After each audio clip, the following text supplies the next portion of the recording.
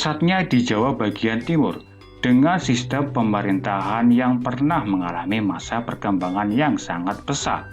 Sengketa dan perebutan kekuasaan membuat mereka mengalami kemunduran karena sistem pemerintahan dan politik yang dilakukan hanya fokus pada pelebaran kekuasaan.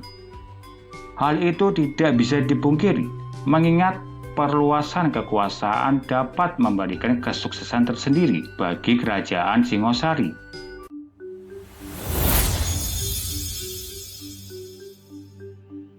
Halo para pendengar sejarah, bertemu kembali dengan Secarik Sejarah. Pada video kali ini kita akan bahas tentang sejarah salah satu kerajaan kuno lainnya, yaitu Kerajaan Singosari. Kerajaan Singosari memiliki nama asli Kerajaan Tumapel, yang ibu kotanya berada di Kutaraja. Penamaan Singosari berasal dari Raja Wisnuwardana yang menunjuk anaknya bernama Kertanegara, sosok putra mahkota hingga menjadi nama pusat serta pemerintahan Kerajaan Singosari, yang lebih terkenal ketimbang nama kerajaannya yakni Tumapel. Kejayaan Kerajaan Singosari terjadi saat berada di bawah kepemimpinan Kertanegara dan sekaligus menjadi raja terakhir dari kerajaan ini. Menariknya, rumor beredar bahwa Kertanegara memiliki impian untuk menyatukan Nusantara di bawah naungan kerajaan yang dipimpinnya, dengan pusat pemerintahan di wilayah Jawa bagian timur. Sejarah asal-usul Kerajaan Singosari. Nama Kerajaan Tumapel diketahui berdasarkan keterangan yang terdapat di dalam prasasti Kudadu. Bahkan kemunculannya juga berada dalam berita Tiongkok dari dinasti Yuan. Saat itu menggunakan ejaan Tu Ma Pan. Ibu kota Tumapel kemudian diperjelas melalui kakawin negara Kertagama yang bernama Kutaraja, dan kali pertama berdiri di tahun 1222 Masehi. Lewat Pararaton disebutkan jika Tumapel berasal dari sebuah daerah bawahan kerajaan Panjalu. Tunggul Amatung saat itu sebagai pejabat penting Raja Kerajaan Singosari. Namun meninggal terkena tipu muslihat Ken Arok. Setelahnya, Ken Arok mendeklarasikan dirinya menjadi raja pertama Tumapel, bergelar Sri Rangga Rajasa Batara Sang Amur Wabumi. Ken Arok pun menikahi janda dari Tunggul Amatung dan memiliki anak bernama Anusapati yang merupakan buah cinta Ken Dedes dengan Tunggul Amatung. Namun Ken Arok tak hanya memiliki satu istri, ia kemudian menikah lagi dengan Ken Umang dan memiliki anak bernama Toh Jaya. Di tahun 1222, Ken Arok berniat melepas Tumapel dari Kediri atau Panjalu. Namun terjadi perseteruan dengan Raja Kerajaan Kediri, Kertajaya, lewat kaum Brahmana yang kemudian bergabung dengan Ken Arok. Perang pun meletus dan dimenangi oleh Tumapel. Menariknya, saat berdirinya Tumapel, dalam negara Kertagama tidak menyebutkan nama Ken Arok, justru disebutkan Rangga Rajasa Sang Girinata Putra yang mengalahkan Kediri. Wisnuwardana mengangkat putra Kertanegara sebagai putra mahkota dan mengganti nama ibu kota Kerajaan Singosari didirikan oleh dirinya. Nama ini yang kemudian justru terkenal ketimbang Tumapel. Begitu pula informasi yang didapat dari prasasti Mula Maloro yang muncul di tahun 1255 atas perintah Wisnuwardana yang menyebabkan Rajasa dijuluki Batara Siwa. Hingga kemudian nama tersebut menjadi gelar anumerta dari Rangga Rajasa dalam negara Kertagama. Pendiri awal Kerajaan Singosari disebut sebagai Siwa. Pararaton bahkan menyebutkan jika Ken Arok lebih dulu mendapat julukan tersebut sebelum maju dalam peperangan melawan Kediri. Silsilah Wangsa Rajasa. Menurut versi Pararaton, Anusapati yang merupakan putra tunggal Tunggu Amatung ingin membalaskan dendam kematian ayahnya terhadap Ken Arok.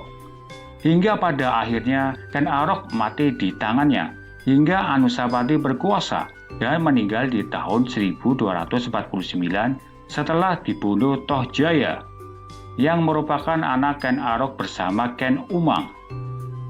Usai Anusapati meninggal, tahta yang dimiliki Tohjaya hanya berlangsung secara singkat setelah digulingkan oleh Ranggawuni. Ranggawuni inilah yang kemudian disebut Wisnuwardana dan merupakan anak dari Anusapati. Lingkaran dendam yang terus berlanjut hingga ke anak-anak Ken Arok dan Tunggul Ametung. Wisnuwardana pun diangkat menjadi raja, setelahnya melepaskan tahta tersebut kepada Kertanegara. Silsilah Raja Tumapel berikut ini versi para raton Sri Ranggah Rajasa Batara Sang Amurwabumi, Anusapati, Tohjaya, Ranggawuni atau Wisnuwardana, dan Kartanegara.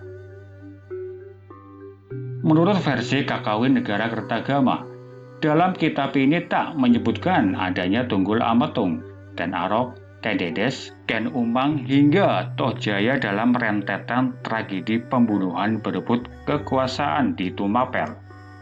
Hanya berisi pujian untuk Hayam Wuruk yang merupakan Raja Majapahit. Peristiwa berdarah leluhur dianggap sebagai aib. Hanya Wisnuwardana dan Kertanegara saja yang muncul dari prasasti.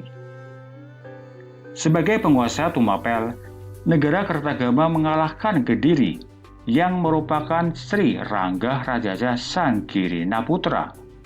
Setelahnya, isi yang ada di dalam kitab ini sama dengan yang ada dalam para raton. Dalam silsilah berikut ini, Sri Ranggah Rajasa Girinaputra, Anusapati, Wisnuwardana, dan Kertanegara. Kehidupan Kerajaan Singosari dalam bidang politik berkembang dengan sangat cepat. Hal ini terlihat dari pelaksanaan politik yang ada di dalam maupun di luar. Masa pemerintahan Kertanegara memiliki politik dengan mengganti pejabat pembantu dalam memperkuat kekuasaan. Selain itu, adanya praktik pernikahan politik dalam memperkuat aspek perang. Politik luar juga dilakukan, salah satunya dengan ekspedisi Pamalayu. Dalam bidang ekonomi, Kerajaan Singosari tergolong strategis dalam menjalankan ekonomi dan terbilang cukup maju karena letak Kerajaan Singosari di lembah Sungai Berantas.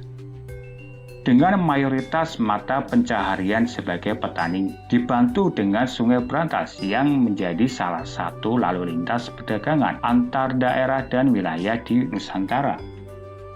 Kehidupan sosial di kerajaan ini pasang surut setelah tergolong cukup maju di zaman Ken Arok dengan bergabungnya ke wilayah Tumapel. Namun terabaikan karena kesibukan masing-masing hingga sampai ke Wisnuwardana meski sempat kembali sedikit. Kehidupan sosial Singosari menjadi sangat maju saat dipimpin Raja Tarumanegara.